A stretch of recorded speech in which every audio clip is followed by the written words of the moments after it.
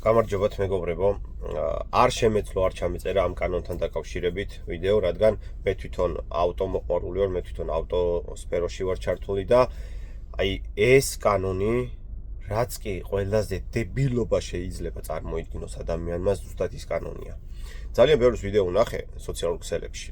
ძალიან ბევრის ვიდეოს უყურე, სანამ ამას ჩავწერდი და ვინც ვიდეოს წერს, იქედან 80% გვეკითხება ჩვენ აზრს, თუ რა აზრის ვართ ამ კანონზე.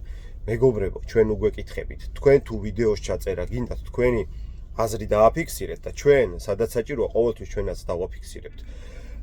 შესაბამისად, ამ კანონს რაც შეეხება, ვაფშე არ ვემხრობი, აი, ჩემთვის ეს კანონი არის საერთოდ მიუღებელი და რატო?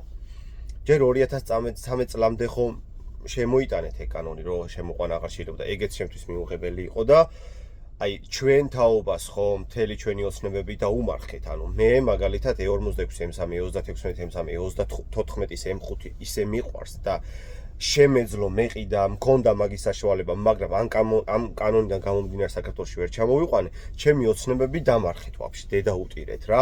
ეხა ჩვენ რო თავი დაგვანებოთ, ჩვენი თაობის გაგრძელება, ჩვენი მემონდენო თაობის ბავშვებს, იმათ ხო ვაფშე უმარხავთ ყველაფერს. ვერც M5-ს იყიდიან F90-ს, ვერც M3-ს, M2-ს, M4-ს, რავი, 340-ს, 335-ს. ბიჭო, ვაფშე აზზე ხართ რასაკეთებთ თქვენ? ანუ ვაფშე რა შუაშია, რა კანონებს, საიდან რა გაქვთ, რა მოგაქვთ? აი, ვაფშე ვერ ხვდები. აი, იმდენი რაღაცა მინდა ვთქვა, რომ აი არ ვიცი რა, ამ კანონის მომხრე ვაფშე საერთოდ არა ვარ მე რა.